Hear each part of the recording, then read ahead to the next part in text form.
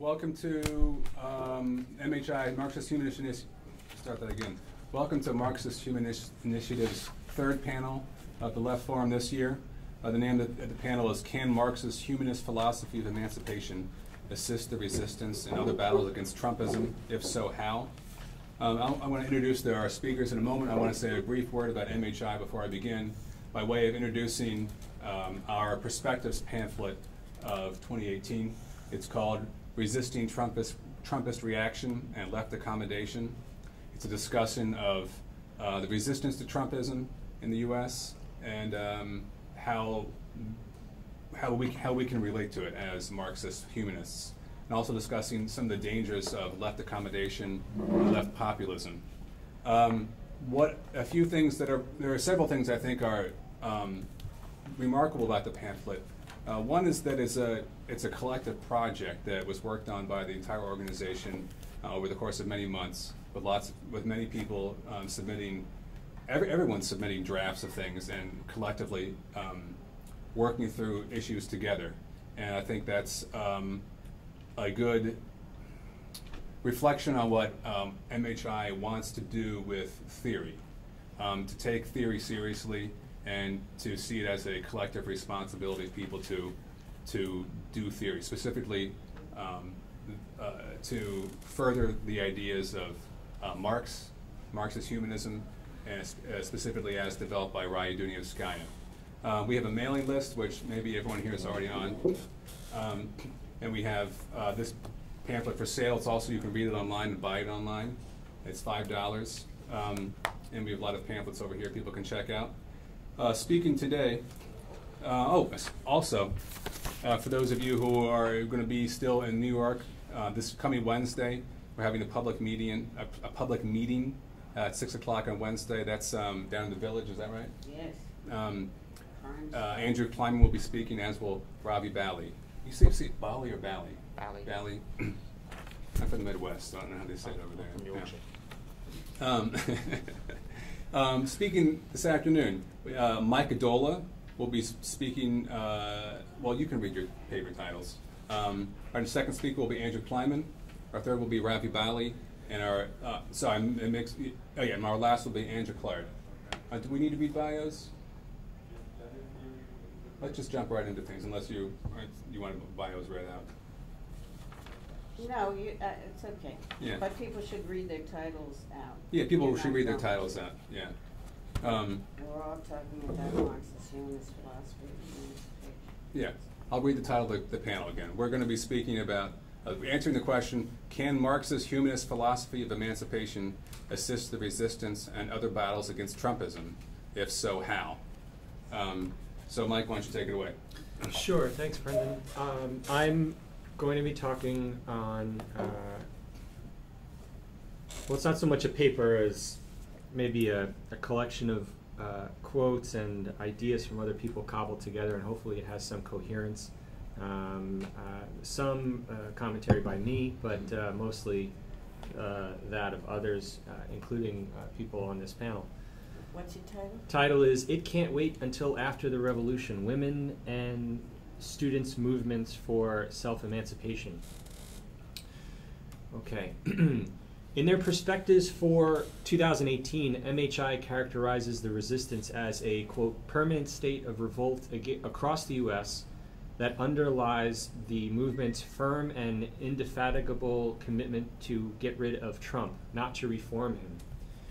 This opposition, expressed by millions of people, perhaps 30 million based on polling data released in April, which was talked about by Andrew with Sober Senses in an article that's available. This opposition, expressed by millions of people who are interracial, intergenerational, multigender, is the principal reason why Trump has not yet done even more harm than he has to date. Leftists who argue that Trump is not a fascistic president respond to those who are rightly terrified of what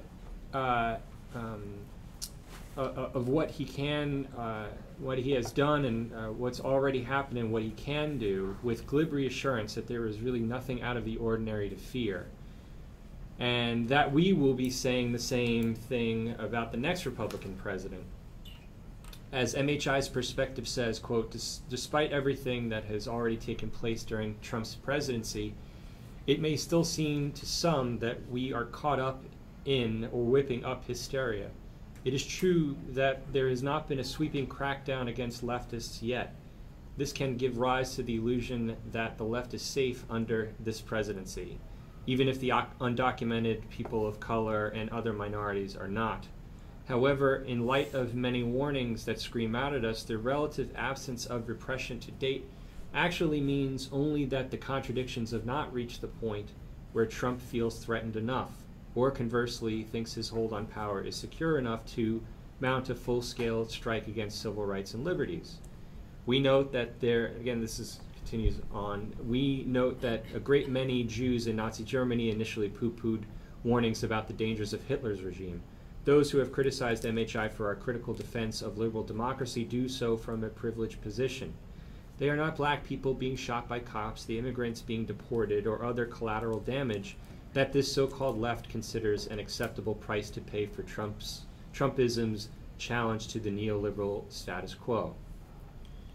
Now, ironically, the apathetic line of those who think liberal democracy is not worth support, but that the current level of repression will remain, and that their political activity is safe, as expressed in lines like, let's see in 6 years what you say, betray their own faith in the protection of bourgeois civil liberties more than numerous examples from history has shown is advisable.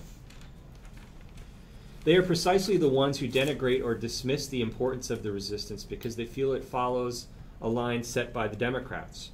This position totally ignores the creativity and reason of the mass movements of the resistance, those that do not follow any party line, as discussed in a moment, and reflects a preoccupation with party building that reveals a substitutionist mentality, wherein leftists replace themselves and their activity for those of the supposedly entirely co-opted masses coming from below.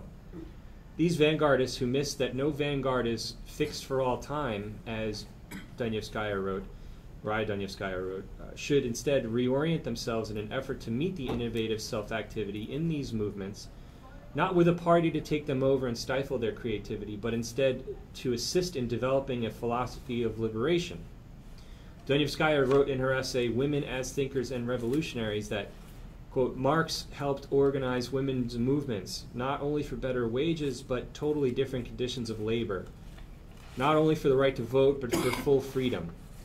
80 full pages on women and child labor went into Capital Volume 1, not only as description and resistance, but as Marx expressed it when he drew the whole work to a conclusion. His words, the new passion and new forces that would produce the negation of the negation, that is to say, become the gravediggers of capitalism, creating a whole new society where the development of human power is its own end. Speaking to the intermingling of issues, Black Lives Matter, immigrants' rights advocates, and others within the resistance, as described in the perspectives, chair of this panel, Brendan Cooney, wrote in an article on With Sober Senses, which is the MHI online journal, of what he saw in Philadelphia as part of the National Student Youth Mobilization on March 14th of this year. Philly youth stood in solidarity with Parkland students in the wake of the massacre in Florida, while at the same time they articulated their own platform and vision for school safety that was obviously not in line with democratic talking points. Cooney notes that, quote, what it means for a school to be safe has been a topic of discussion for a long time in Philadelphia. The Parkland students who live in upper middle class neighborhood in Florida are not directly impacted by the dismantling of public schools and the school to prison pipeline. The young Parkland activists recognize this too, and for instance have met students from Chicago to establish connections between movements against gun violence taking place in communities with very different particularities and platforms. As Emma Gonzalez would tweet after the meeting, quote, those who face gun violence on a level that we have only just glimpsed from our gated communities have never had their voices heard in their entire lives the way that we have in these few weeks alone. The platform us Parkland students have established is to be shared with every person, black or white, gay or straight, religious or not, who has experienced gun violence, and hand in hand, side by side, we will make this change together. Both Chicago and Philadelphia youth of color have voiced frustration that their own militancy and activism has not gotten the media attention it deserves over the years. The same can be said of leftists who don't even deign to fold their efforts into the Democrats but ignore them altogether. The resistance is also international, obviously. We've seen the cozy meeting with the weird broy handshake between Trump and French leader Emmanuel Macron. Back at home, Macron's approval ratings have plunged from 67 to 40% this year. Proposed labor market, public service, and workers' rights reform have been met with recurring cycles of protests. In the words of one university student, quote, "The aim of the government's laws is to make university more selective. In reality, for the government, this law is about excluding a whole section of working class people from the university to save the university's money and to adapt the courses to the needs of big business. This is instead of creating a university where the students learn to think critically and for the development of their personalities and their freedom to think critically. Instead, universities will be about creating future workers and those who employ them." This student is speaking not only to the need to defend one of the gains of May 68, the right to university education, but also the desire to be all-rounded individuals with critical faculties and not just cogs in some cushy office gig. Now, there are innumerable other examples of independent mass movements. The Dreamers who shouted down Nancy Pelosi last year and told her, quote, "We owe you nothing," or those who chanted shame this past January and called out Democrats by name, those who struck a deal with Republicans to avert a government shutdown, that is earlier this year, or the International Women's Strike, which took inspiration from the January 21st Women's March of last year and the travel ban airport protests, as well as Polish and Irish women protesting bans on abortion in their countries. IWS describes itself as an international feminist movement that organizes resistance not just against Trump and his misogynist policies, but also against the conditions that produced Trump, namely the decades of long economic inequality, criminalization, and policing, racial and sexual violence, and imperial wars abroad. They're obviously not those to be co-opted by the Democrats either. So what is the significance, going back to the title, what is the significance of "We Won't Wait Until After"? Well, in her essay, Women as Thinkers and Revolutionaries, Dunevskaya talks about multiple women-led or influenced struggles in her essay, from the first Women's Rights Convention in Seneca Falls, New York in 1848, to the Aba Revolt in eastern Nigeria in 1929, the revolutions in Germany, Russia and Germany in 1917 and 19, and what was then when she was writing an ongoing struggle or revolution in Portugal. In each case, she says, we will become a witness to women's creativity as a liberating force. How much time do I have? About 4 minutes. Okay, great. So I'm just going to read sort of an extended excerpt towards the end of her essay. Dunevskaya writes, "As can be seen, the question of revolutionary creativity is not just that of an individual, not even when she is as great as Rosa Luxemburg, and certainly not that of artists or scientists. Now then, let us see whether the movement from practice was the stuff out of which women theorists of today, whether they be in the US, England, or any other technologically advanced country, built their theories. With the rise of the women's liberation movement in the mid-60s, when a whole new generation of revolutionaries was born out of the Black Revolution, the anti-Vietnam War movement, and the worldwide national liberation struggles, we had the rise also of women theorists.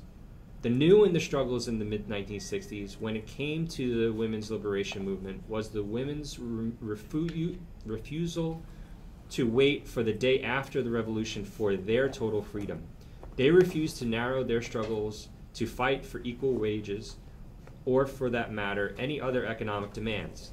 They raised all sorts of new questions, from sexuality to opposition both to patriarchy and the ingrained division between mental and manual labor. For what they aspired to was nothing short of the wholeness of a person. The women theorists had done considerable work in exposing male chauvinism in history and in the movement itself.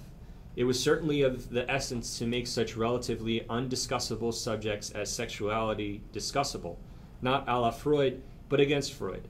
Works like Kate Millet's Sexual Politics exposed the male chauvinism of great writers of our day, from D.H. Lawrence to Norman Mailer.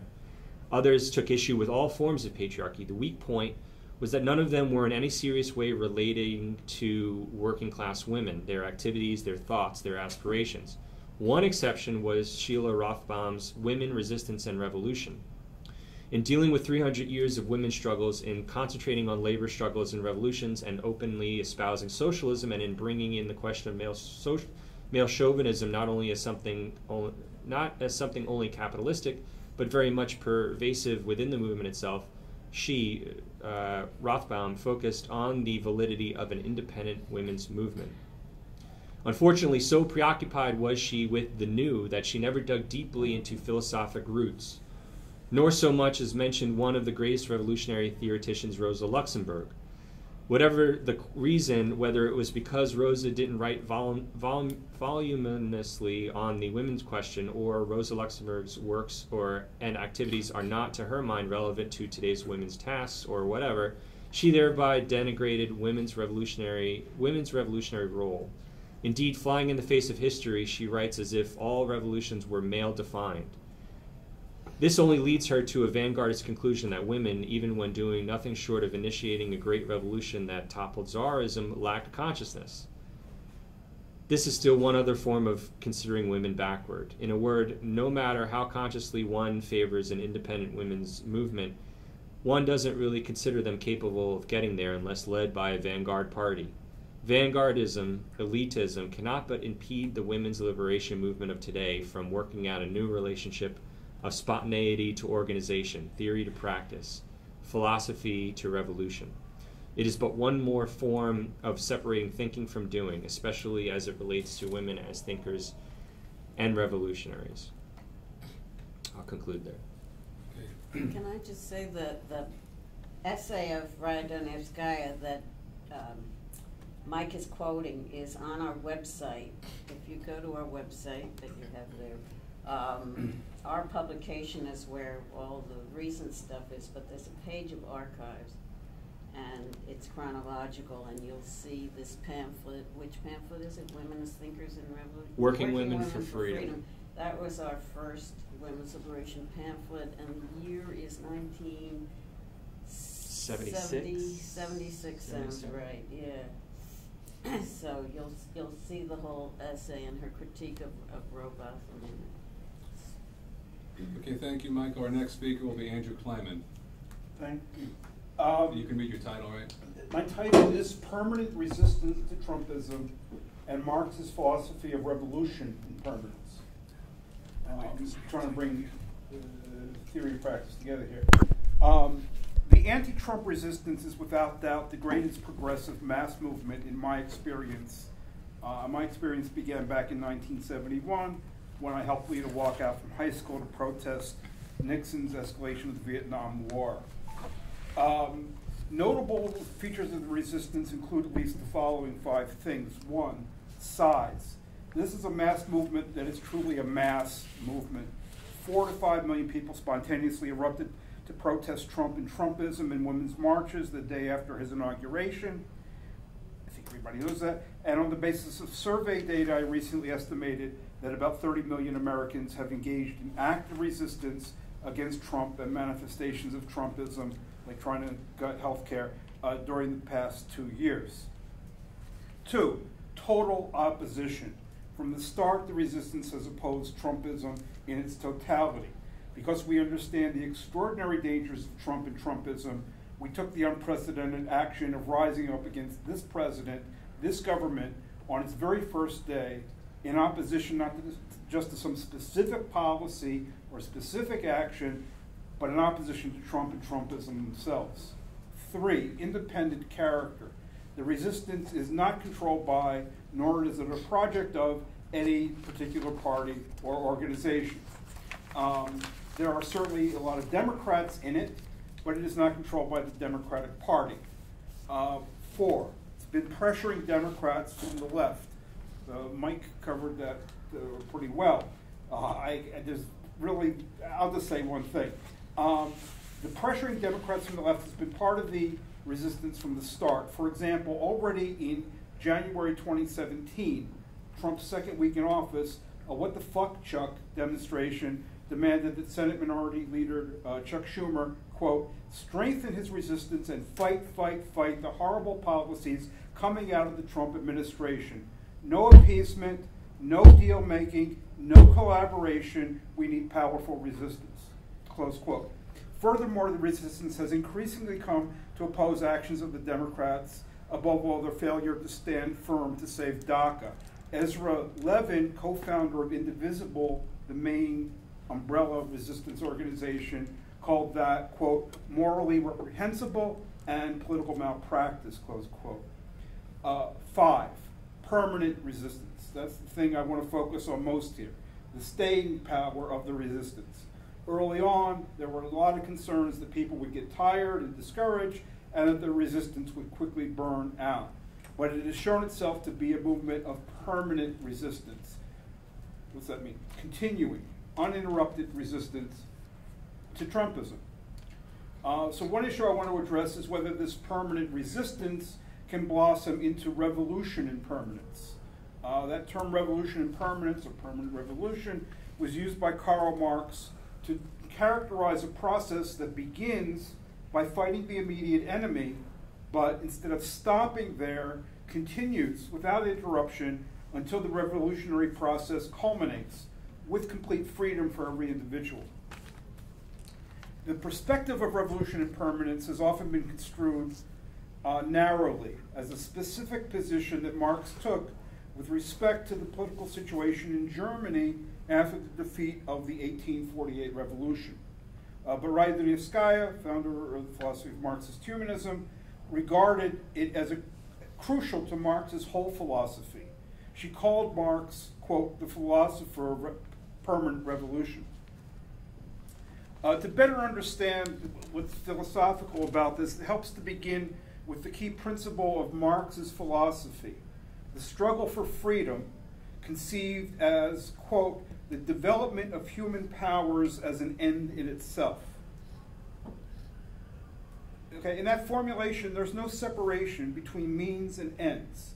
The self-development of human powers is both.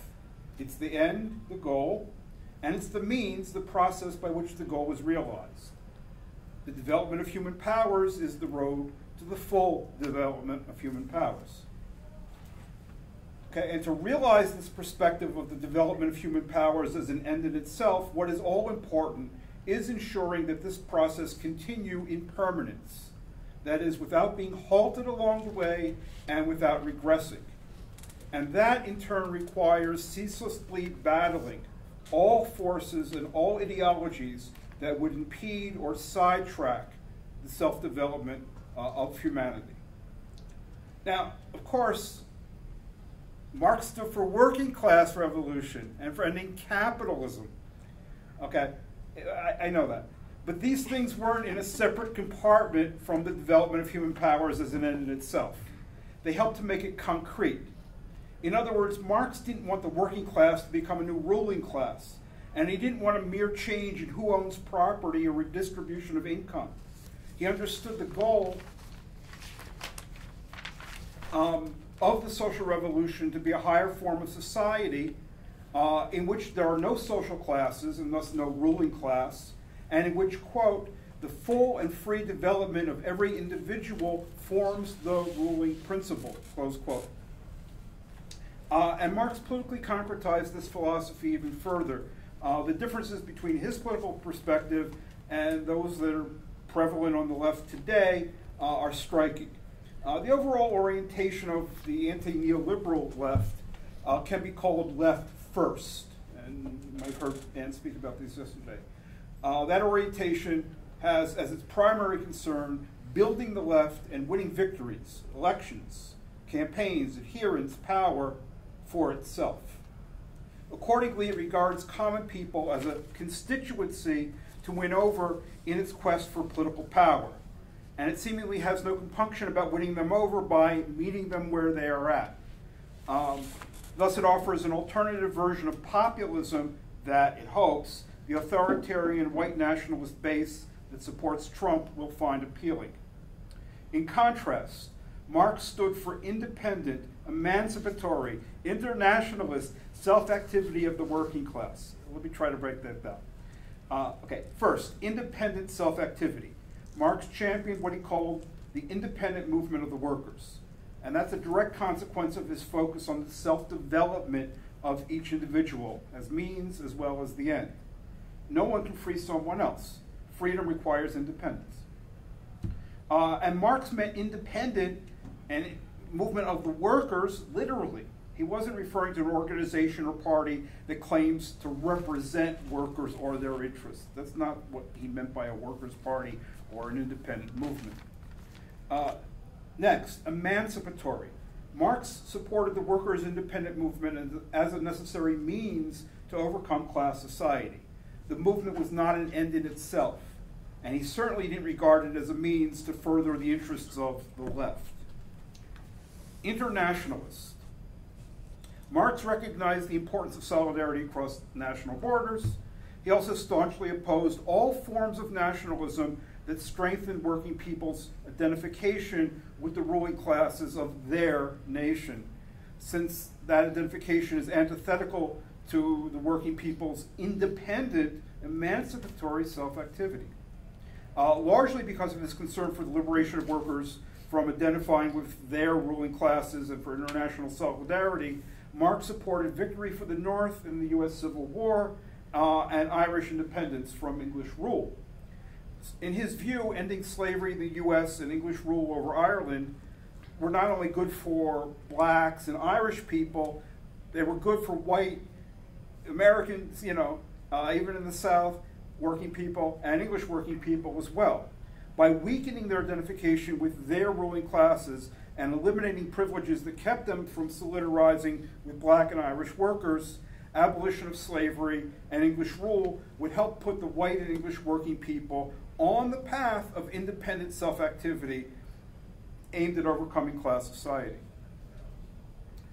Okay, so that's, as I understand, the philosophy of revolution and permanence and some of its political concretization. What I want to address now is whether and how that can assist the resistance. Now, by assist the resistance, I don't mean only being part of the resistance. Okay, I mean that, but not only that.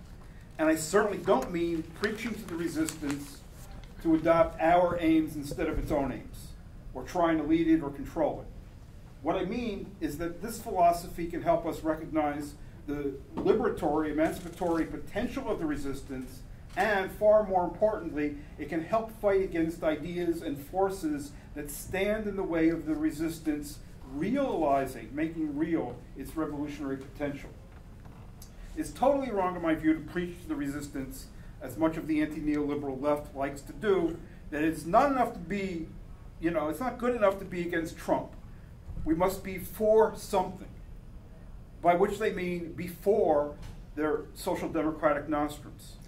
5 minutes. Okay, I think this is totally wrong because ending Trumpism is a necessary condition for forward movement in the U.S. We will not have social progress as long as Trump remains in power. And down the road, we quite likely won't even have liberal democracy in the U.S. So ending Trump's reign has to be the key immediate goal. We can't let it be subsumed under some other agenda. But getting rid of Trump is only the beginning, and that's where the perspective of revolution and permanence, continuing uninterrupted revolution, comes in. What has led Trump to power is the authoritarian, racist, misogynistic, xenophobic current and ideology that we now call Trumpism. The crisis we face will continue, or at best always threaten to resurface, unless we not only remove Trump from power, but proceed onward to put an end to Trumpism. Ending Trump's reign is hard enough. Eliminating Trumpism will be even harder. Late last year, David Frum, who's a very conservative but never Trump Republican political pundit, noted that, quote, the special virulence and radicalism of Trumpist government is owed to the junction between the fears of the Republican Party base and the nightmares of the Republican elite.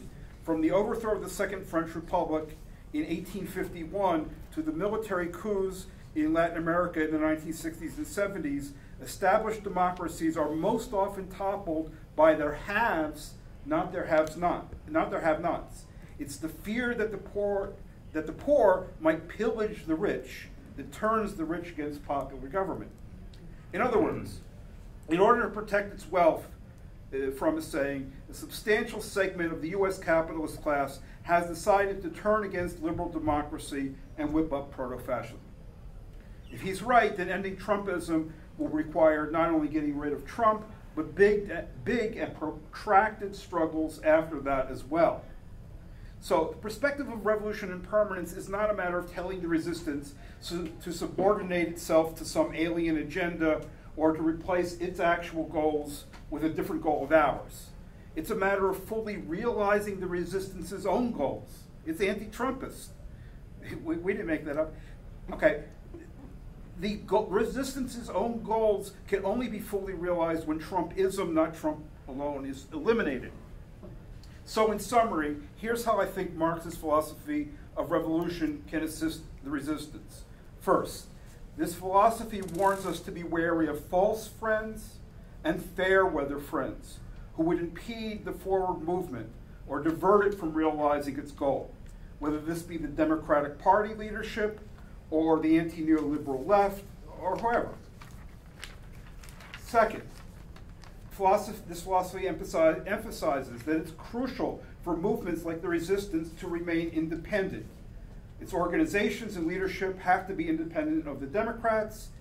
They also have to be independent of the self-proclaimed leftists who would co-opt it or subordinate it to their organizations and agendas. Third, this philosophy warns that we have to look further than the immediate battle. Many battles lie ahead. And we have to keep our eyes on the prize, opposing and overcoming all forces and ideologies that stand in the way of human self-development, until at last we achieve a new society in which the free development of each is the condition for the free development of all. Fourth, this philosophy, as concretized by Marx, suggests that solidarity with the so-called white working class needs to be based on the perspective of an independent, emancipatory, internationalist self-activity. Recall that Marx supported the abolition of U.S. slavery and English rule over Ireland largely on the grounds that the defeat of the slave owners and of England would weaken white and English workers' identification with their ruling classes and thereby help put working people on the path of independent self-activity, aiming at the overcoming of class society. What is the contemporary analogy? What's the contemporary analog to this? I think it's clearly the perspective of solidarizing with the, quote, white working class by decisively defeating Trumpism, white supremacism, and so forth. Their defeat will help liberate those elements of the white working class that are attributed to Trumpism. They'll help be liberated from the grip of reaction, and this will spur their independent, emancipatory self-development. Thank you. Great, thank you, Andrew. We have two perfectly timed talks for exactly 15 minutes long, so the pressure's on. Our third speaker is Ravi Bali again, and please can you read the name of your paper? Sure. It is the Imaginative Leap, Considering All Matters from the Vantage Point of a Future Free Society. In this talk, I want to look at what Raya Denevskaya meant by her term, the pull of the future on the present, and why this term is critically important in thinking about revolution and what it means to transform society. In looking at Denevskaya's view of the working class struggle and other independent movements from below, I hope to show how the founder of Marxist-Humanism rediscovered and then recreated Marx's original conception of working class revolution for new times, and that this is philosophically distinguished from most of what passes for Marxism into the 20th and 21st centuries. So, the pull of the future on the present. When Marx conceived of his philosophical critique of Hegel, he did not simply project a new type of materialism by rejecting Hegel's dialectical idealism. The fact that it has become orthodoxy amongst Marxists to present themselves as hard-nosed materialists who will pour scorn on idealism and emphasize instead that only which that is material as truly real, while ideas are the mere reflection of that underlying reality. That view is, I want to argue, a major barrier to revolution. This denigration of ideas to mere reflection has two consequences. Firstly, it renders such an account incoherent, the idea that ideas are just a reflection, and ultimately it renders them pointless. But secondly, and more importantly, because it claims to be done in the spirit of Marx's approach, it also discredits Marx by association. The limitation of idealism is that it can tend to conceive of thought as the precondition for the entire material world, i.e. that thinking gives rise to the material. In the beginning there was the idea, which clearly gets a relationship between thought and reality the wrong way round. First, there have to be beings who can think before thought can arise.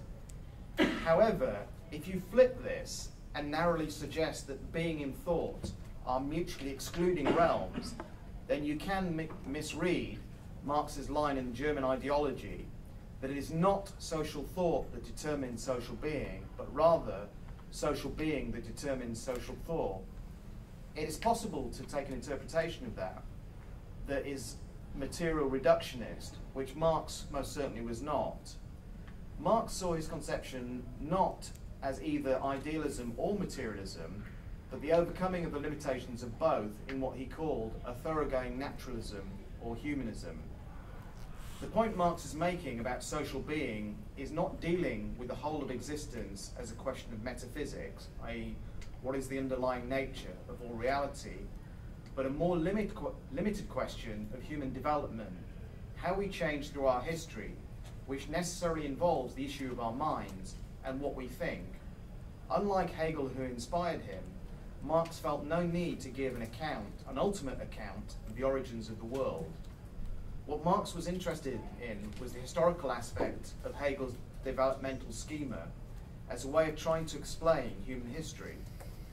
The self-moving object, or the self-thinking idea, in another formulation, was a way of positing that living things that develop do so more as a result of internal contradictions that force them to change, rather than as a consequence of contingent external forces acting from the outside.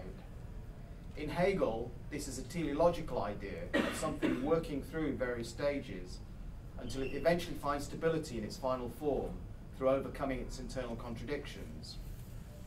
In having lived through the time of the French Revolution, Hegel absorbed the impact of that momentous event that animated his philosophical system for the rest of his life. Marx, in jumping off from a Hegelian starting point, retained the notion of development as a consequence of contradictions within the subject-object itself. The identification of the working class under capitalism as a revolutionary agency of change was what Marx saw as the working out of contradictions that ultimately could not be contained within capitalism. Workers aspired to be free, and capitalism not only degraded them and denied them this freedom, but was compelled to do so in an intensified way as it hit ever more intensive systemic crises. The reason why people who produce everything that our society needs to function, i.e. the direct producers, are always striving to overcome the conditions of subjugation is that this striving is part of what allows them to be full human beings, and that is what's denied them, which is why they struggle for it, so that they are not simply objects at the mercy of a system that treats them as disposable economic units. The process of proletarian revolution, rather than being a deterministic, preordained necessity, should be seen as the free release of the worker's creative energy. It's very difficult to look at what we have now and clearly think of how to make transformation to a different society, because looking at change as an incremental, even if that's a rapid shift, is too limited by the basis on which we now live. To identify how something will change is ironically in some ways harder to outline than what it will result in. Now this might seem counterintuitive. How is it possible to think of a new society without an idea of how we will get there? The temptation to be avoided is that revolutionary leaders have a roadmap all worked out and will lead us to this new society. If the working class is truly going to remake society through their creative effort, it is they who must emancipate themselves. Marx's philosophical critique of capitalism gives a sense of what must be overcome, but the creation of a new society on new foundations will not be administered or overseen by anyone from above. When Marx projected a new society free from all hierarchy, in which the free development of each was the condition for the free development of all, he was basing it on a revolutionary subject who did aspire to freedom, the industrial workers of his time. Theory can provide a yardstick of what needs to be overcome without giving a definite answer of what actions that will involve. So, for example, anarcho-syndicalists who talk about workers' self-management and workers taking over factories will not be able to answer how does the management at the level of the factory stop the necessary exchange between those producers of individual factories, assuming the form of the law of value and therefore a return to capitalism. There is a problem that can be identified. Theory helps you measure whether an initiative, such as workers controlling the factory, is on its own capable of ultimately progressing us to a new society. In this case, worker-controlled factories do not automatically make labour directly social, so that still becomes a question of what else is needed. The flip side of how theory can assist in the self-development of the working class is that when something like the resistance, hashtag, to Trump shows a total opposition to everything that Trump represents, there are leftists who will indulge in whataboutism in relation to Clinton or Obama, as if any of their crimes are qualitatively similar to Trump, who is an extreme reactionary on every front.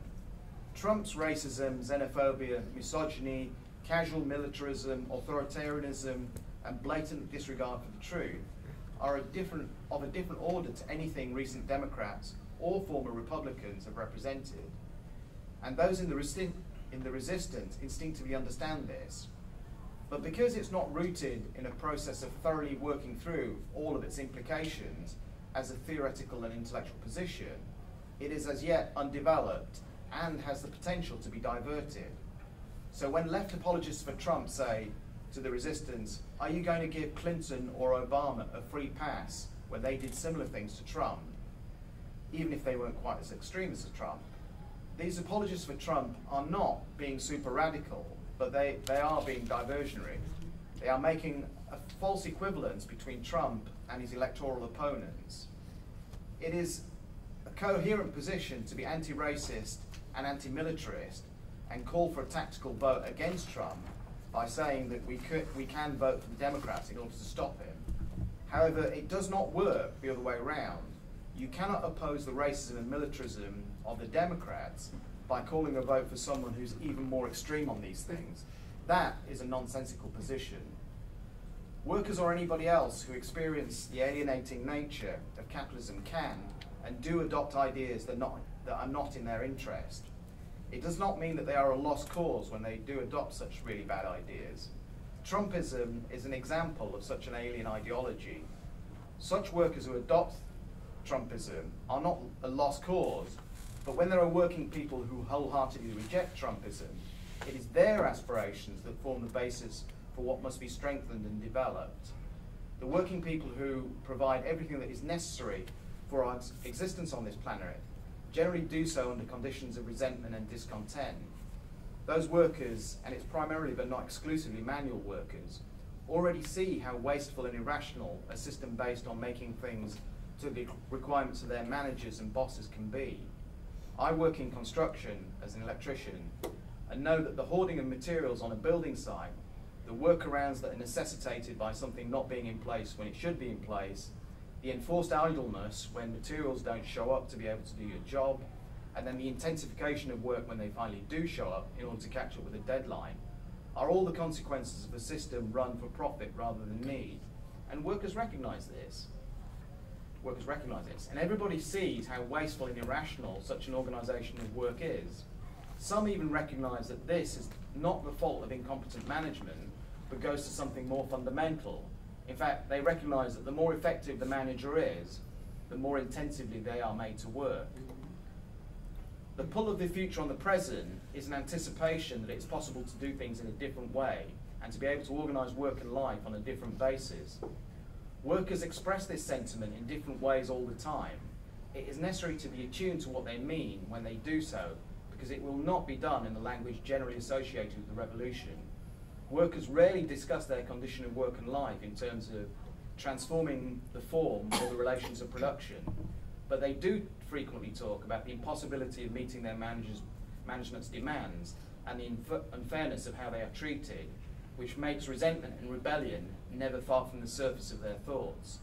The real task for revolutionaries is to tie this discontent to the need to overcome capitalism and project what this means in theory. The imaginative leap, the aspiration to freedom amongst all workers is not on its own sufficient to allow them to realise that freedom and thereby liberate the whole of humanity by taking society forward to a classless society. Some workers who have a better sense of the need for a total revolution are those who we must solidarise with. That includes those in the resistance.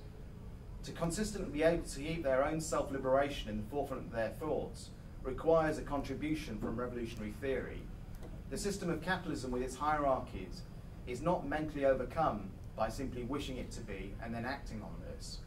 Workers have all kinds of creative potential that is frustrated by the way they are forced to live and work, but this creative potential emerges spontaneously and sometimes only fleetingly. To be able to develop this on a more consistent means, it being fortified by ideas that recognises and pushes those liberatory impulses to their intellectual conclusion. In other words, to give a sense of what it means to complete those thoughts. The leftist intellectuals who assume workers do not understand the need to reject the existing system miss that some workers already instinctively do this. Their wish for things to be completely different is already a revolutionary aspiration. It only lacks the projection of what this means to work itself through, and the rejection of all divisions between workers and the creation of a new society based on this. Am I doing for time? You can finish them. Okay. Yeah. What in practice the breaking down of hierarchy means is not something that can be known by intellectuals in advance, but in a dialogue with the workers' movement, using the ideas of Marx, the philosopher of total revolution, to point out how it is that capitalism imprisons us, theory plays a critical role. The contribution from theory is a vital component in overcoming capitalism, but intellectuals have to recognise that their role is to assist the self-development of the working class, not trying to become their new managers or directors. It is not easy to break with capitalist law, but a careful reading of Marx, as Danishkaya achieved, shows a way that this can be done. I recommend both Marx and Danishkaya's ideas to you. MHI works to build on these ideas. Thank you. Thank you, Ravi. Our last speaker is Andrew Clark. Can you please read the title of your paper? Sure. My paper's called Working Out a Direction Based on Principles and on the Resistance's Own Self-Emancipation. I'm going to be touching on many of the ideas the other speakers already touched on, but I hope you won't mind. We're stressing different things, and we're rounding out what we've written before and are working on now in Marxist-Humanist Initiative, particularly in our new pamphlet, which I don't want to disturb the recorder to hold up, but Seth will hold it up. But that represents a working out by our organization of a whole as what our perspectives are and what our relationship to the resistance is. So now we're going more deeply into that. Working out a direction based in principles and in the resistance's self-emancipation are not two separate things. Our principles advocate working classes' self-emancipation. So in my opinion, Marxist-Humanist philosophy of emancipation can insist the resistance because it presents the philosophic basis for evaluating a movement's actions and giving it a direction. Marx did not espouse programs. as so many of his contemporaries and his alleged followers have done. But his writings show his grounding in certain principles, which he then worked out concretely in different historic periods. He was faced with and threw himself into writing about and agitating about the revolutions of 1848, 1851, the U.S. Civil War, 1871, Paris Commune, and the Taiping Rebellion. He was thereby able to encourage the proletariat's tendency toward thoroughgoing revolution. In other words, none of these became a socialist revolution, but he could see where they were going. And he was enabled to encourage the drive towards thoroughgoing revolution, and he was also able to warn against the danger of co-optation by the bourgeoisie. His theoretical work is a model for what would-be revolutionaries ought to do today, in my opinion. If they are serious, we are serious, that theory has a role in revolution. In fact, is a force for revolution just as much as people in the streets are. And Marxist-Humanist Initiative is very serious about that. Marx's abiding aim was to understand and express how human beings could free themselves from the strictures and horrors of capitalism, and could then, this is largely by implication, except in the particular go-to program, he spells some of this out, but then after uprooting capitalism, could go on to create a new society with new human relations. His vision of a society where people control their own lives and develop their own interests and talents to the fullest. Human power as its own end, or its purpose and its method. So he championed the workers' social economic movements when he saw them reaching for the future, having the concept of a future society, expressing or implying aspects of post-capitalist society. And we want to do the same kind of theorizing. This attitude toward transformative moments does not arise from wishful thinking, but rather from understanding that these movements' members' self-emancipation is the only way we'll get to a revolution that continues on to bring about a new classless, non-racist, non-sexist free society. Self-emancipation means that working people create and develop their own movements, organizations, structures, etc. And they do this, must do this, before, during, and after revolution, if it's going to overthrow and uproot capitalism, start something new. Now, leftists can support and advise these movements based on Marxist theories, but we cannot lead or dictate to them without, in fact, crippling them. No matter how, quote, correct our analysis may be, subject and object, method and result are not separable. As Eugene Debs said, if Moses can lead you out of the wilderness, he can lead you right back in. Only a movement that takes control of its own development and destiny, and whose members develop their skills and capacity to run society, only they can get us to that free society, not Moses. In the Combating White Nationalism panel that we put on yesterday, the lessons from Marx, the thesis, that thesis is part of our perspectives. Again, it's in this new pamphlet we just brought out, as well as on our website. In that work, we discussed Marx's principle that the working class needed to unite in order to overcome capitalism. Therefore, he championed the freedom of the slaves in the U.S. and the Irish independence struggle. Andrew spoke at it. So not out of altruism or a simplistic idea of unite and fight, that's all we need, unite and fight. Rather, he had a profound understanding of what was needed to defeat capitalism and to thoroughly uproot it. Uniting and fighting meant doing the hard theoretic labor of how to end the division between mental and manual labor that characterizes all of class societies. Likewise, Marxist-Humanist Initiative has principles against racism, sexism, genderism, etc. because only a united working class fighting for a new way of life can succeed against the might of capital, and because only a revolution based on freedom, ideas of freedom for everyone, can produce a truly new society. One based on the guiding principle that the freedom for each is the condition for the freedom of all. So you see, that's why I'm saying principles are not separate from, they're the same thing as acting for workers' self-emancipation.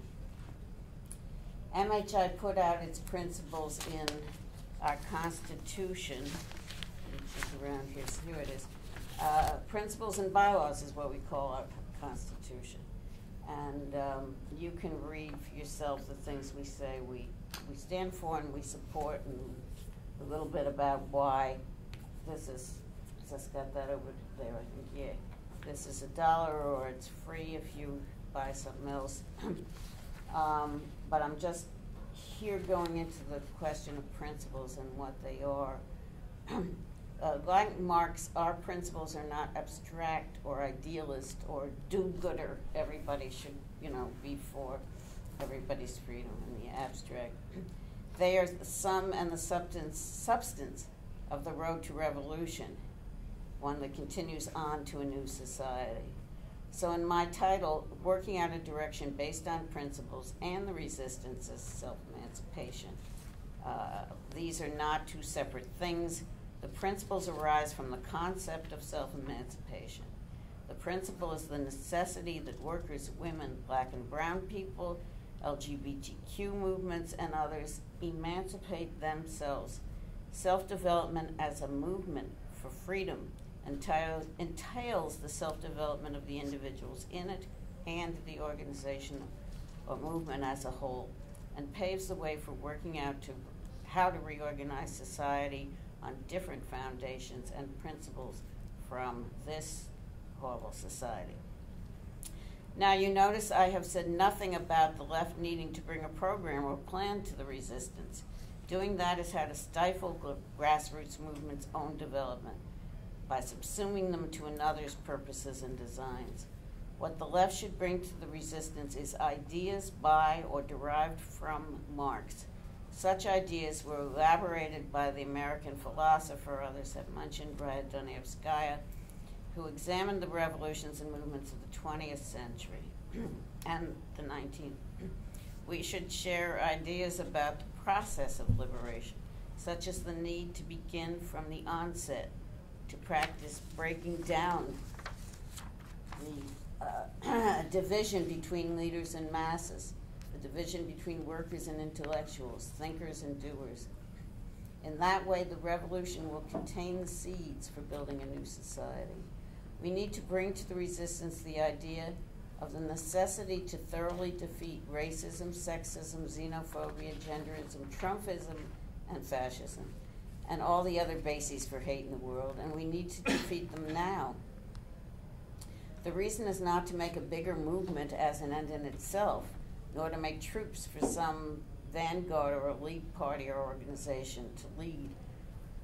But on the contrary, it's to begin preparing for life after capitalism, for the collective creation of a vastly different society in which, quote, every cook shall govern, as Lenin put it.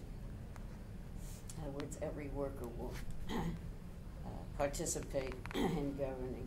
So one thing we can do to help the resistance is to teach them some of these principles of Marxism, and not our interpretation of Marx, but what he actually said.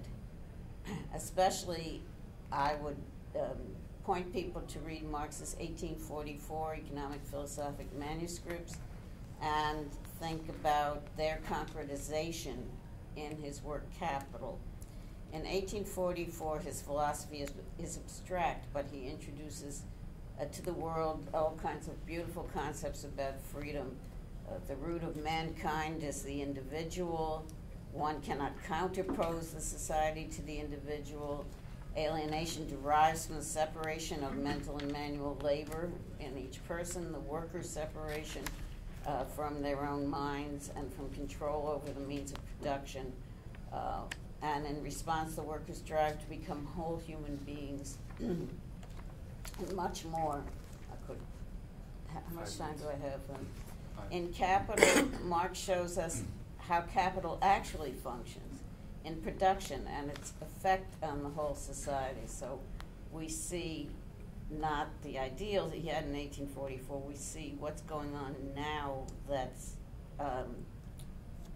keeping us from that ideal.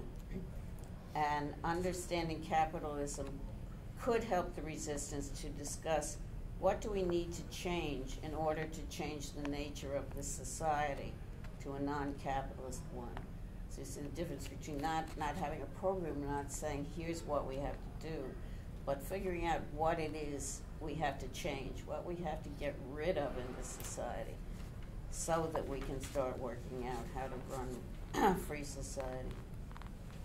So one thing that leftists may want to do in relation to the resistance is teach capital, not some charlatan Marxist's own interpretation of Marx, but actually teach people how to read Marx for themselves and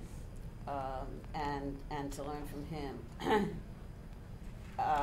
We can also offer the resistance a stern warning against the so-called leftists who would boss them around that people have been talking about, that would subsume the resistance's goals and actions under an agenda that's just to try to get these elitist left groups to follow Trump.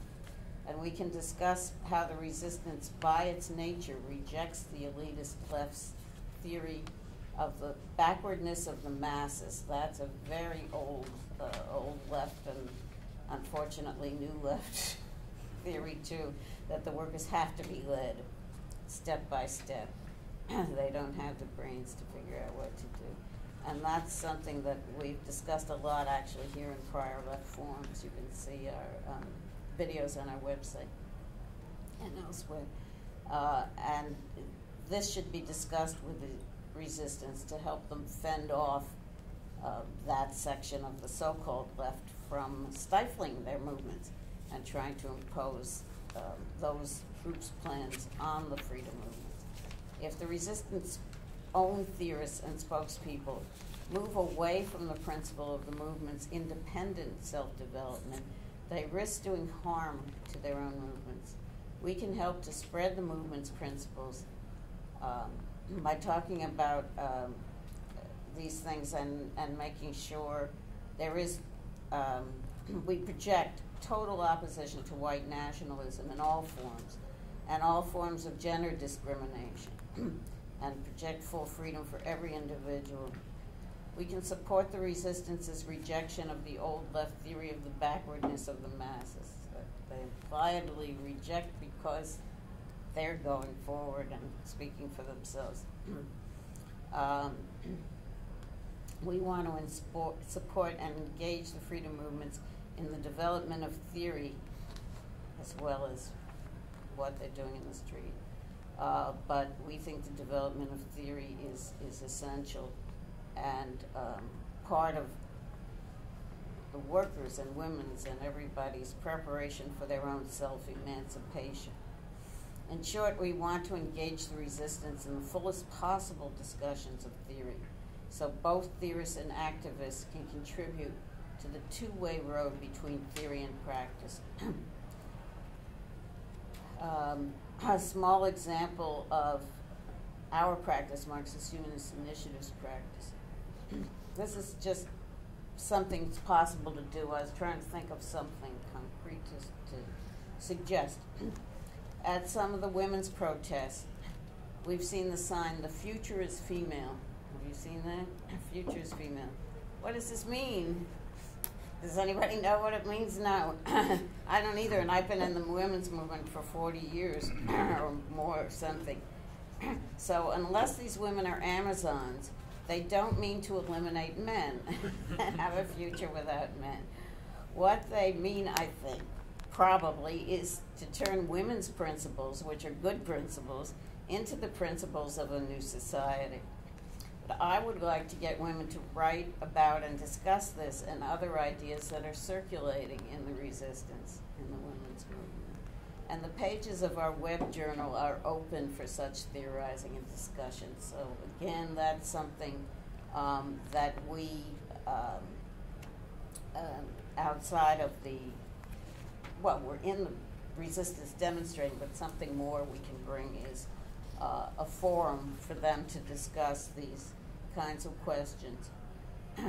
We loudly oppose the latest form of elitism, that only some abstract events in the future can free you. With the implication to put aside your grassroots movement work and instead advance the Green Party, the DSA, the Black Alliance for Peace, the Trotskyist, some other party. Because these left-first parties and organizations cannot control the resistance, they force it to, they may actually oppose the resistance. I got no time? Well, okay. a little bit. Okay, we have the opposite course of action to propose for the left, and we certainly invite you to join us in our specific work. We want to support the self-development of the independent mass movements. I think you've got that now. Like Marx, we're for the self-emancipation of the working class. And we want to help them develop and spread, such as by publishing their own ideas and writings on our website. We don't speak for them, but help enable them to express and develop their own ideas, organizations, and movements. For us, the aim is the self-development of the masses' abilities so they can run a different kind of society in which all of us will control our own lives. I'll end here. Thank you, Anne. We have time for questions and discussion, hopefully. If there's anyone who does not want to be filmed during the discussion period, let me raise your hand now so our videographer knows not to film you. Okay, we're safe. So please speak now and speak clearly.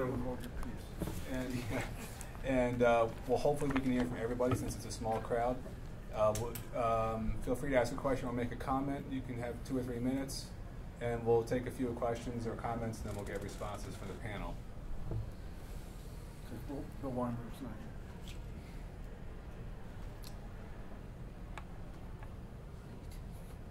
Yes, and if you are comfortable, please say your name, at least your first name, before you start. So I'm Dan, and I this idea of a revolution in permanence and also sort of the anti-vanguardism that we're talking about are what appealed to me about this strain of Marxism in the first place. And I'm really, I guess I'll kind of pose this as a problem because I essentially accept the position, but I'm really curious as to how some of the pieces work. So on the one hand, I think Anne said very clearly that you are not advocating, like handing the left, or the left handing a plan or some sort of roadmap to the resistance, and saying here's what you can do. On the other hand, and I think Andrew kind of spoke about this most specifically, but also you did as well, Ravi, that it is an essentially practical and also concrete. It's not just an ideal, or I think some of the in-between here was that theory can be like a yardstick or some sort of guiding impetus. So I guess I'm trying to figure out how those two pieces work together. So on the one hand, you say that you're concrete. On the other hand, people can just as well say, so what's the plan? And I have a feeling that it goes more or less with this idea of a revolution in permanence, and also with the fact of aiding, supporting, and I believe you used the word advising these grassroots movements, which are not necessarily from places of theory, but are actually from places of necessity, and kind of spring out of life. So I'm really curious, I'll put that again succinctly, as to kind of how those two pieces go together. On the one hand, this is a concrete approach, But on the other hand, it's not one that wants to kind of come out with a roadmap. I don't get the contradiction. Could you explain how you interpret concrete? I guess that's kind of the key here, that I think this is a rather subtle approach to what concrete means. Because on the one hand, I think a lot of people, their first impression would be to kind of rebut this with, but there's no plan, how can you call it concrete? There's no roadmap. On the other hand, I really do think it's concrete, but I think it's kind of like a critical concrete approach or something like that. And I'm curious as to how those two pieces go together, because it's not concrete in the sense that I think a lot of people are inclined to think about political activism. But on the other hand, I think that's actually it's a benefit of the approach.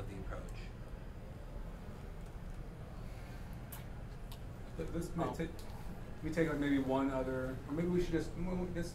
It's a good question. Why don't we just jump into it? Maybe Seth could say what Okay, he yes. thinks I concrete don't, is. I don't, Yeah, it's a problem if we're not using it's the a word the problem. same I'm way. not quite sure what is at issue here. I don't know why this isn't concrete. It means we have to have marching orders. I think I've got a sense of it, because I used to have the same kind of misgivings when I came across the organisation. It didn't really make sense to me as to what it meant to be concrete if you weren't going to say, well, what is it you're going to do? What are you suggesting that we should do? I mean, your question makes sense to me. I'll have a crack at answering if you like. Please. I mean, I think that the question, the way I tried to pose it was that the projection of what needs to be overcome and what a new society would look like is somewhat clearer than the process by which workers are going to get there. So it's not like you can say, well, you need to do this, this, and this in order to create the conditions by which labour becomes directly social, for example.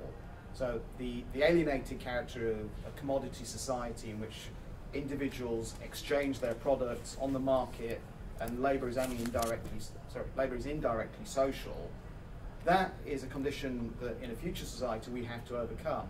The specific measures that are required to overcome that are not something that you can say, all right, in these conditions we will do this, this, and this. That's something where the kind of creative impulse from workers themselves have to be brought into a relationship with that theoretical insight of what is it about capitalism that we have to overcome.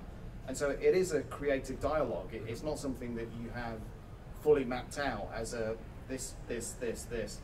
We don't have, no one's got that. Anyone who pretends that they have is bullshitting you, because that's unknowable at the moment. You have to work that out as a creative process. I'm going to call myself out of order. I think there's an inverse relationship to sort of the vanguardism and theoretical quality, unless my own experience of sort of thinking about the ideas of vanguardist organizations. So there's a concrete thing that somehow the vanguardism isn't very good at developing its own ideas without a real relationship to like an actual self-activity of people. So there's no way we're going to develop ideas if we're not attuned to what's happening with the self-activity of people. But also, if the goal is the self-activity of people and people running their own society, we can never achieve that goal if we think it's our idea to boss people around and to do their work for them. They have to do that work. So that's how I think of it as very practical and concrete. And so it's just dealing with the basic reality of theory and practice. They can't work, they have to work together a different way than the vanguardist model. Yeah, I think Anne said that, I think it was you that said basically you can't lead people to freedom. That's antithetical to the whole Eugene Debs project. said that too. Yeah, I think it was probably said a few times. We should run her for president. Does anyone else want to speak to this before? Okay, Andrew.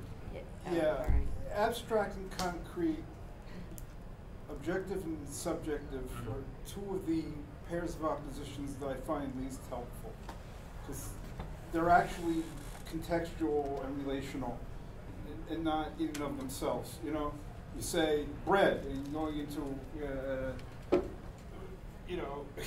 store, it means something different than bread, land, and peace in 1917, in Russia. Now, if I were to say that right now, is that concrete? I'd be very specific with the words, but it's totally abstract. So, but even that, I'm just playing with words, okay?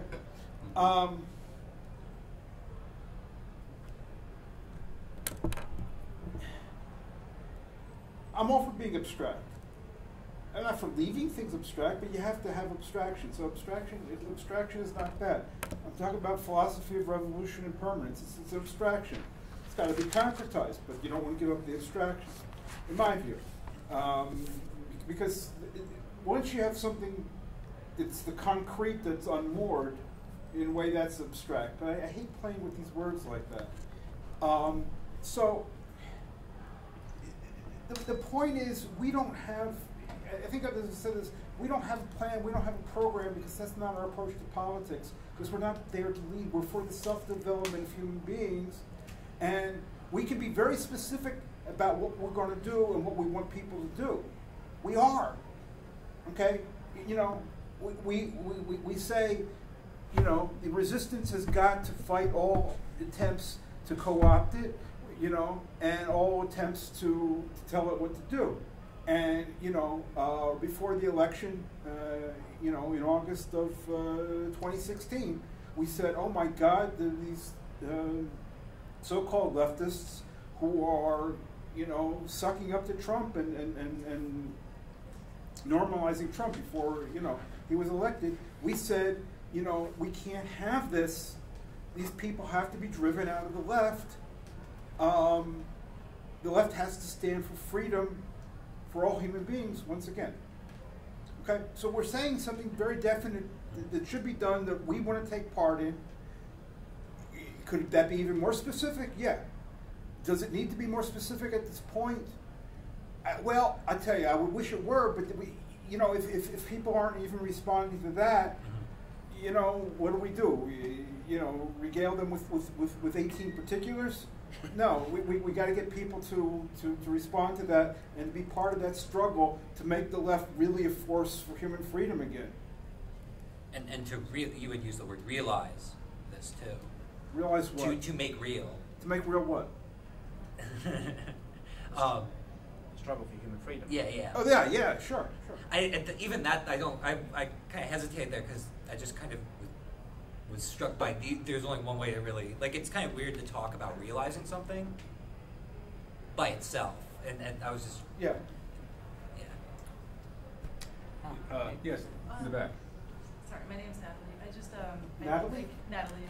I came in a little late, so I'm sorry if it was already mentioned, but my experience with sort of organizing and sort of working class struggles has often been that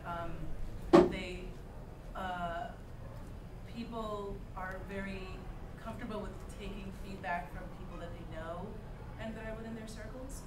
So this is not so much a criticism as it is an actual question, but I'm wondering, so with people, working class people at the forefront and kind of in the fight, and if they kind of need or seek for this information, how can it be facilitated that they do sort of, I'm sorry if I'm not making sense, but how do you become part of a community that's already worked on something as a means of finding information? Because my impression is that if you are if you're in Jamaican working class communities, you're going to look for other people, their advice in that space, not necessarily someone that you've never seen before in the fights or etc. So I'm wondering how you do integrate in a space that's been working actively in a struggle and kind of I don't know if that makes sense. I understand the question. Do other people understand the question on the panel? Yeah. Does anyone want to answer the question on the panel? Yeah. Or if you have one that doesn't. I'll say so. Okay, Ann, yes, As someone who's been active in a lot of grassroots movements over the past 50 years, believe it or not, you need to be a participant and not just an outside agitator, because then people are suspicious that you're just coming around to recruit them to your thing and not their thing. So you certainly want to get involved in their work if you can. Now, we're a tiny organization. I have all these wonderful ideas of things we can do. It could do, but doesn't mean we can do them. But we're talking here more generally about what should, all the left be doing, except 90% of the left is horrible. And we're saying they shouldn't be doing anything except apologizing for helping Trump and going away. But again, speaking, about what would be ideal, yes, participate and get to know people and talk to them individually. But the other thing is, I mentioned before trying to have theoretical discussions in our web journal involving them. And that's something you can do. I mean, you'd start with just, we would like to help you publicize your issues. Would you send us a story? And people want to get it out, so they send you a story. And then that becomes a basis for discussion with them. You go back and discuss what that story means, who has read it, what they've said, and what else would you like to do. I sound like an old leftist who grew up with a newspaper, and I did, but this idea that the internet has blown that up and there's no more such thing as people sitting around and discussing an article, it's just not true. I mean, the internet is our newspapers now. The problem is that most people treat it like a piece of garbage. You glance at something and you delete it, and that's the end of it. But it could be a forum for discussion, and it's the only, we can't afford to put out a paper newspaper, right? You've got to come to our website. We have a wealth of material and look at it, and people do have discussions there sometimes, and we're very open to that. So that's one thing. That's why, Dan, I say, we don't have a program, but we do have concrete things that we do, like using our website and the platforms we have. But I just want to come back to what my whole talk was about, but it was maybe too garbled, is that to figure out what to do, you start with your principles. You start with, I think Ravi called it the pull of the future, what you're trying to get to, and what your principles for a new society are. And then you can sort of work back to where we're at and to try to figure out how do we get from here to there. So you're concretizing for the here and now the things that are your principled goals, and you just have to keep evaluating and working them out, what's right for what specific moment. Nobody can really tell in advance what opportunities are going to arise and what will be the right thing to do. But if you've got your head firmly rooted, or feet and head firmly rooted in the principle of workers' self-determination, self-development, that their own organizations have to work this out and have to figure out what to do. You can still give advice. I mean, I have, with 50 years experience in women's movement, international solidarity movement, civil rights movements, whatever else they've got, I've been there, I can give advice without telling people what to do. I can say, talk to working class people, see what they're saying, help them to write. If they're not, confident about writing, get their story out, get discussion. There are things you can do, I think. I hope. Well, I feel like I've been out of touch with some developments for a period of time in terms of actually what is the left anymore. I kind of wish I'd been able to come yesterday and hear more about the accommodation, because I don't know as I really understand what that is and how that's transpiring. Is that something that's in the pamphlet? Yeah, Okay. You just bought the pamphlet. Yeah, Yeah. You'll see we discuss it. I mean, I have such a vague picture of what the left is at this point, at least in this country. But we did discuss it yesterday, and Uh-huh. those videos will be on our okay, website okay. eventually, but Yeah. So I'll also let my- someone else answer. Also, my one of the flyers we have available is a condensed version of my essay on Chris Cutrone from Platypus and his apologetics for Trump. Okay. So feel free to pick that up. The unabridged version with footnotes is online. You can check it out. Okay, okay. But it will only confirm your impression that what's the left, because the left is very much split between those like us Mhm. who remain for the resistance and for principles of freedom, and these new, we call them the so-called left, Yeah. who are indirect supporters of Trump. No, but, okay. But is it, are you considered sectarian now? I mean, you're not, at this point in time? The By who? MHI, you wouldn't be considered sectarian. What do you mean by that? By I mean, who? we are, because we're Marxist. People hate us. No, but I for mean, that, you were know? talking, when we started off, about how you went to a conference or something, and that's now. Yeah. No, there was a particular hatred of people at that point against what they called sectarians, which was kind of anybody with their own organization and own principles. So according to that, yeah, we'd be called sectarians. But the issue is that there is a major political realignment taking place in the left, what I think is the former left, around the world over the issue of Trumpism and white nationalism and the attitude to that, and other forms of the far right. I mean, you're probably familiar with the name Boris Kagarlitsky. Mhm. Okay, big Russian Marxist and stuff. He's been plenary speaker probably at this conference, right? Okay, listen to this. This is quoted in the pamphlet. This is what he wrote February after the election, so Trump was 1 month president or something. The collapse of the neoliberal world order is a spontaneous and natural process generated by its own self-destructive logic. The victory of Trump is itself a consequence of the crisis. No matter what the liberal pundits say, these were the votes of workers who brought him the victory. Not the so-called white men, but the working class who openly and largely in solidarity made a stand against the Washington establishment. This really was an uprising of the forgotten and resentful provincial America against the spoiled people in California and the cosmopolitan, i.e. Jewish, officials from Washington who comfortably exploit the cheap labor of illegal immigrants. Okay? That's the line of a lot of people. This is what we're saying needs to be driven out of the left, is this kind of, even if he doesn't say, I'm a Trump supporter, the result is support for Trump. Yeah. I'd Sorry. quickly like to address, was it Natalie, you said?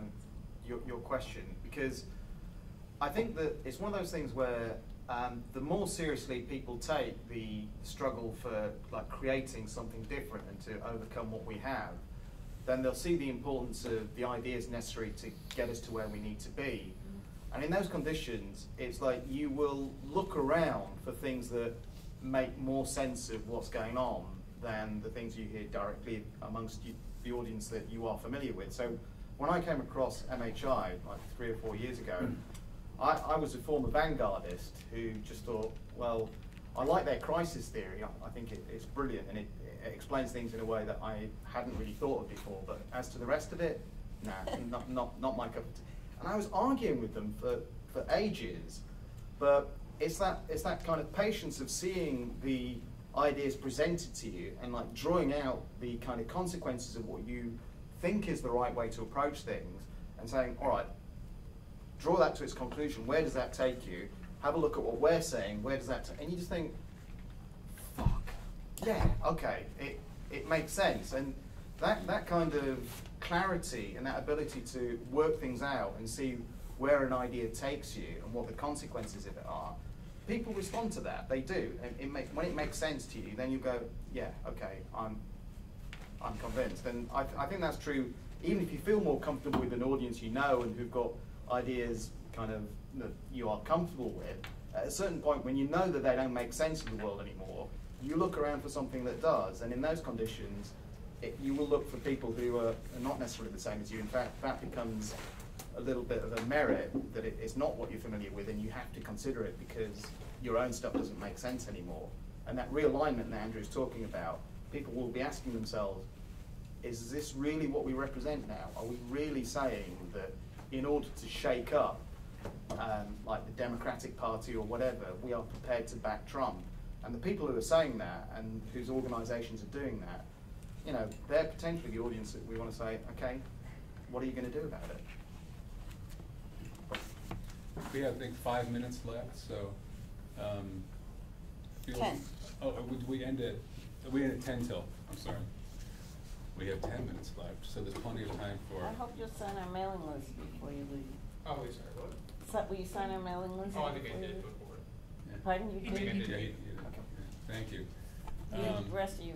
Maybe I'm getting something confused here. Chris, real quick, I just want to make sure someone who hasn't spoken or asked a question doesn't have a. I'll be patient too, but no pressure. Okay, yes, please continue. Yeah, I'm wondering, I'm getting confused with the idea that someone on the left are thinking that, are supporting so-called Trumpism because they feel it's such a disaster that it will somehow enhance a revolution, a quicker revolution in the future. I mean, but that's not what you're saying, right? They're actually support, right? No, we're opposed to that Yeah, kind of reasoning. I know, but And it's not true. But that isn't what the left, the elite left is really doing. They're actually supporting Trump because they feel there's something of value there, as opposed to you know, what's being offered by the Democrats. Should we go into We can ask. what's the feeling? I mean, we've been arguing with left Trumpists for all weekend, so we're going to be the best people. Maybe we are the best people to summarize the positions. I don't know. Should we do this, or should we? Yeah, there's a variety of positions. You can't boil it down. Yeah. They're the people, blow it all up people, the people who are like Putinites, like Capitalism, basically, you know, apologists for Putin. So they want to weaken the U.S. pole with world capital.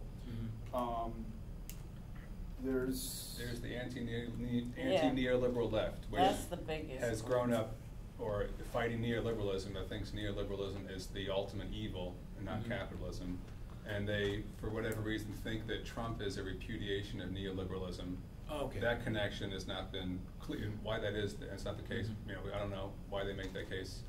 And so Trump must be someone who at least they, you know, when we use the word soft on Trump or Trump leftist, some of them did vote for Trump. Some of them equivocate, you know, or say that Trump is not as bad as what came before Trump, and sort of muddy the waters, so it's hard to know.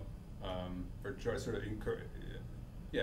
of sow the seeds of confusion, so it's not clear that there's any difference between Trump and what came before him. And some of them, I think, feel and sort of inspired by the dynamism of the Trump base, the same way that there were people on the left in the 20s and 30s who were like inspired by the dynamism of fascism, and they're attracted to this idea of this angry bunch of white working class people that they erroneously think is what the Trump base is made out of, and think that this is some base they're just gonna, maybe they could just kind of waltz in and take over that base if they had the right economic proposal. Maybe if we like pitched universal health care to the Trump base, they'll like be on our side, we'll sell a lot of papers, you know. I mean, we'll take over next. Take over. It's like they have this ready-made little cadre for them. They just have to like sell the right papers in the right places.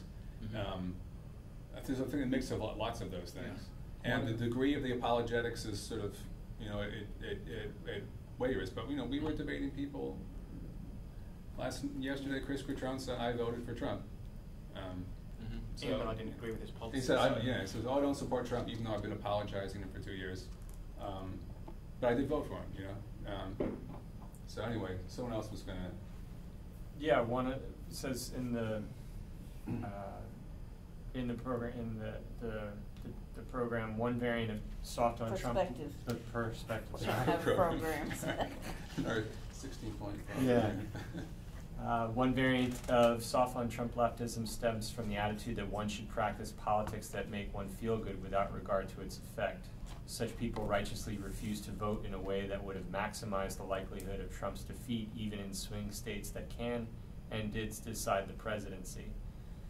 The number of votes cast for the Green Party presidential candidate Jill Stein in each of these 3 states proved that to be pivotal to Trump's electoral college victory. In addition, an unknown amount of people did not choose to vote at all, taking to heart the message emanating from Stein and many supporters of Bernie Sanders that Hillary Clinton was as bad or worse than Trump. So this sort of purity politics, I'm not going to vote for a Democrat, and how that you sort of somehow wear that as a badge. There are also just a lot of vanguardist organizations that were mining the Bernie Sanders campaign for supporters, and then when his candidacy disappeared, they just sort of try to move that whole base over to Jill Stein so they could mine more for the Green Party supporters for their members, sell more papers to those people, and took that line of third party opposition, and in the process they defended their positions by downplaying the extraordinary danger of Trump the whole way. You can go back and read their papers. Trump is not really a fascist. Oh, he's not really a fascist. Blah blah blah. Look at how bad the Democrats have been all the time. We'll never have an independent working class movement. People vote for Democrats. And it even extends to people who said that they were Clinton supporters. Noted intellectual from the New School, Nancy Fraser. She was in a discussion with Angela Rotto, I think also from the New School. It was published online. And she says, yeah, I critically support Clinton. And I didn't support Clinton, I didn't vote for Clinton, okay? But she says she critically supports Clinton, and if you read her half of this, discussion with Rotto, her critical support for Clinton is total bashing of Clinton, total bashing of, quote, neoliberalism, and basically saying nothing negative at all about Trump. And this is like a month or 2 before the election. And she's very influential, and this sways people, So with critical support like that, who needs enemies, It is hard to conceive, though. I mean, somebody my age anyway, who's seen freedom movements, how this hatred of the Democrats that so much of the left has could outweigh any rational thought about how we're going to stop Trump. And sure, we hate the Democrats, but that's not an end in itself, just to defeat the Democrats when we're getting someone worse. And they were just blind to that because they hate the Democrats. Now, why do they hate the Democrats so much is a good question. And it's because of this obsession with neoliberalism, that they think that's what's controlling everything in the world, right? And engenders imperialism. It's the most evil form of capitalism ever invented.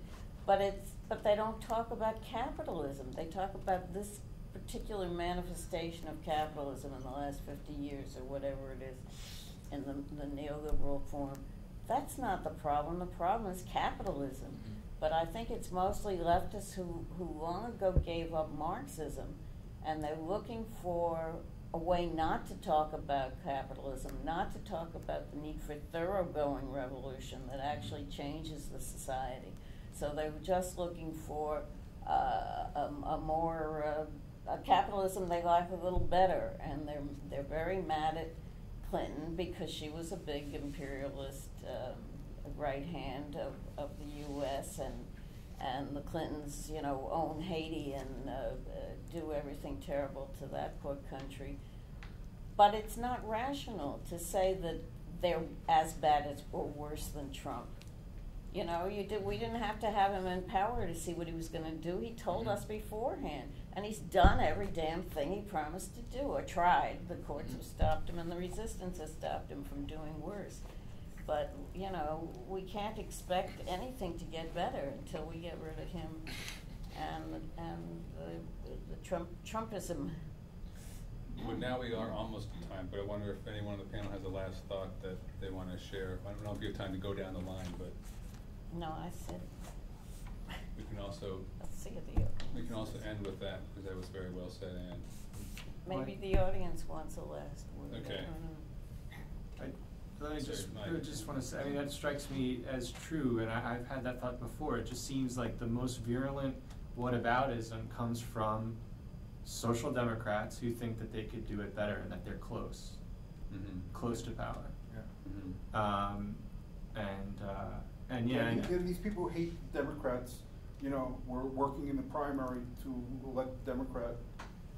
Sanders. well, Yeah. like you said, But then Coutron said that he was going to vote for Bernie Sanders if only the DLC didn't, Send in the rigged ballot. right, so yeah, that he wouldn't- undermine, yeah. Yeah. So somehow it's going for the Democrats is verboten, except unless Bernie Sanders is available. Yeah. Makes But no that's sense. the thing that we kind of have been hammering both in the perspectives, and before we brought these perspectives out in the editorial that we did last August, which was that in recognising what Trump represents and his kind of misogyny, racism, all of it, it's a recognition that if you start kind of cynically saying, okay, we want to downplay that in order for like some organisational advantage that we can attract the supporters of the Democrats by hammering Clinton. If you're that cynical that you want to build your organisation by appealing to that constituency, I mean that's just like playing fast and loose with like a proto-fascist, and that's why we're so hard on these kind of soft on Trump left, because they're caught in disaster and they're not the ones who are going to suffer the consequences of it. It's everybody else. Okay. And the key issue is second negativity, what Hegel called second negativity, not remaining something you are, but in the absolute movement of becoming, and you know, people taking stock when their hopes and dreams are dashed, because these people, they run from one victory to another victory, and they run from the one to the other when the one falls apart. Remember how great Occupy was? This was going to lead us to the new society, right? What was that, 7 years ago? Okay, and then Syriza in Greece, another great victory, and then the Bernie Sanders campaign. Okay, they move from victory to victory, these people. And each victory ends in defeat. Each victory ends in defeat. And what happens, people get demoralized and they go away. So they're always involved in, we got to recruit. Why? Because all the recruits went the other way. Okay, so join with us in trying to reach the people who get disaffected by them before they run the other way, and say there is another way of doing things, instead of building these people's parties, you know, on your backs. Okay. Well, thank you all, panelists, and thank you all for coming. We did some good discussion. Look to the MHI website, Marxist-Humanist-Initiative.org. Pick up some literature, some flyers, and thanks again. And continue Wednesday. Again, yes, the public We're meeting on having one more Wednesday. meeting on Wednesday. Yeah, here in New York. You can get the rest of flyers. Orange flyers talk about that.